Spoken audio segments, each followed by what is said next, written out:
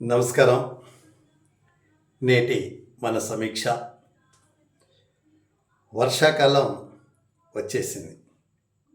రోడ్లన్నీ కూడా తడిసిపోయాయి.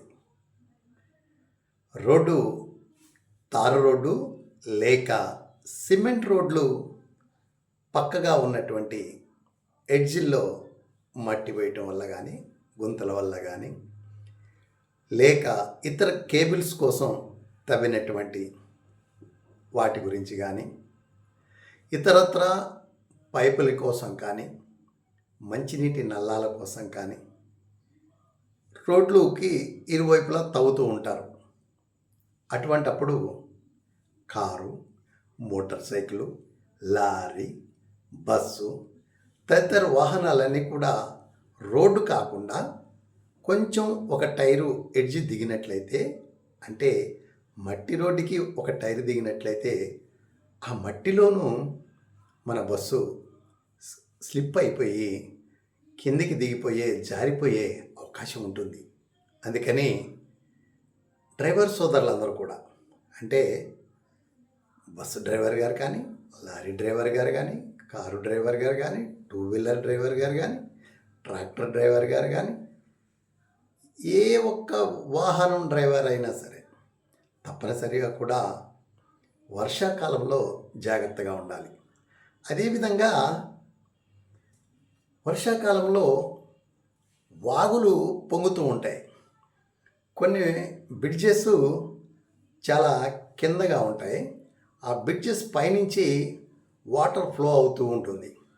మనం రెగ్యులర్గా తిరిగే రోడ్డే కాబట్టి మనకి చాలా ఈజీగా అనిపిస్తుంది. కొన్ని సమయాల్లో మన బస్సు ఎప్పుడైతే ఆ కల్వర్టు లోనికి వెళ్తామో ఆ సమయంలో మనకి ఇబ్బంది కలిగే అవకాశం ఉంటుంది. ఎలా అంటే వరద ఒకేసారి వస్తుంది, మన బస్సు కూడా ఆ సమయానికి మధ్యకే చేరుకుంటుంది.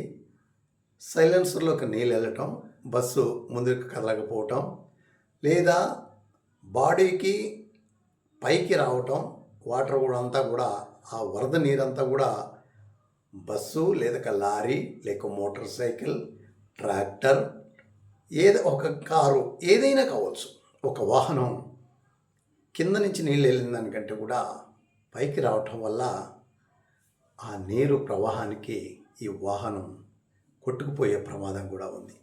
అందుకని ఈ లోతట్టు కల్వర్ట్లు ఏవైతే ఉంటాయో ఆ కల్వర్ట్లు పరిశీలించుకొని తొందర లేకుండా వెళ్ళాలి. అలాగే నడిచి వెళ్ళే వాళ్ళు కూడా ఎటువంటి రక్షణ లేకుండా వెళుతూ ఉంటారు. ఇవన్నీ మాకు నిత్యం మామూలే అనుకుంటూ నిర్లక్ష్యంగా వెళుతుంటారు. వారికి కూడా ప్రమాదమే. కాబట్టి వర్షాకాలంలో సాధ్యమైనంత వరకు మనం తగు జాగ్రత్తలు తీసుకోవాలి. దాంతో పాటుగా కరెంటు స్తంభాలు, ఎలక్ట్రికల్ పోల్స్ దగ్గర కూడా మనం నిర్లక్ష్యంగా ఉండటానికి వీలు లేదు. సాధ్యమైనంత వరకు ఎలక్ట్రికల్ పోల్స్కి దూరంగా ఉండటానికి ప్రయత్నం చేయాలి. పైన ఉన్నటువంటి కరెంటు తీగలు, ఇన్సులేటర్ల దగ్గర నుంచి ఏమైనా ఎర్త్ అయ్యి కరెంటు పోల్కి వచ్చినట్లయితే ఆ పోల్ దగ్గరగా ఉండి చెయ్యి ఆన్సో లేకుండా ఇతర కార్యక్రమాల్లో ఉంటూ ఆదమరిసి ఆనుకుంటేనో ప్రమాదం జరిగే అవకాశం కూడా ఉంటుంది. కాబట్టి మనం చాలా జాగ్రత్తగా ఈ వర్షాకాలంలో ఉందాం. మరొక అంశం, దోమలు. అత్యధికంగా వర్షాకాలంలోనే మనకి దోమలు వస్తాయి. మనందరికీ తెలిసిన విషయమే. ఎందుకంటే మనం ఉండే వీధిలో కానీ, మన ఇంటి లోపల కానీ, చుట్టూ ఉన్న పరిసర ప్రాంతంలో కానీ ఎక్కువగా నీరు నిల్వ ఉండే అవకాశాలు ఉంటాయి. అందువల్ల దోమల వ్యాప్తి చెందే అవకాశం చాలా విస్తృతంగా ఉంటుంది. అందుకని ఎప్పటికప్పుడు మురుగునీరు వెళ్ళిపోయే విధంగా బ్లీచింగ్ చల్లుకోవటం, చాలా పరిశుభ్రంగా ప్రాంతాల్ని, మనం నివసించే ప్రాంతాలను ఉంచుకోవటం అనేది చేయాలి. ఇంటి ముందు వర్షాకాలం కాబట్టి మనకి ముసుర్లు పట్టే సమయం కాబట్టి ఇంటి ముందు పసరు కట్టేసి నడుస్తుంటే జారిపోయే ప్రమాదం కూడా ఉంది.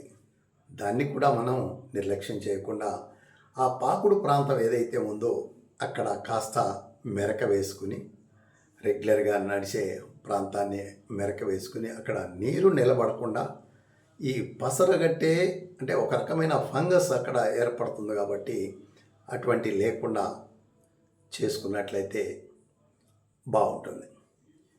అదేవిధంగా వర్షాకాలంలో రైతన్నలు కూడా మన కోసం మనకు 3 పూటలా తిండి పెట్టే రైతన్న ఎంత కాయ కష్టం చేస్తారు. వారు కూడా వర్షాకాలంలో సాధ్యమైనంత వరకు వర్షంలో తడవకుండా వ్యవసాయ పనులు తప్పవు, కానీ తగు జాగ్రత్తలు తీసుకుంటూ మీరు చక్కటి ధాన్యపు ఉత్పత్తుల్ని ప్రజలకు అందిస్తారని, ఆహారాన్ని అందిస్తారని కోరుకుంటున్నాం. వర్షాకాలం మనకు చాలా ముఖ్యమైనది. చలికాలం ముఖ్యమైనది, వేసవికాలం ముఖ్యమైనవి, అన్నీ ముఖ్యమైనవి. ఏ ఏ కాలంలో ఏ జాగ్రత్తలు తీసుకోవాలనే దాని మీదే మనం ఎక్కువగా చూస్తూ ఉంటాం కాబట్టి వాటిని పరిగణలోకి తీసుకోవాలి.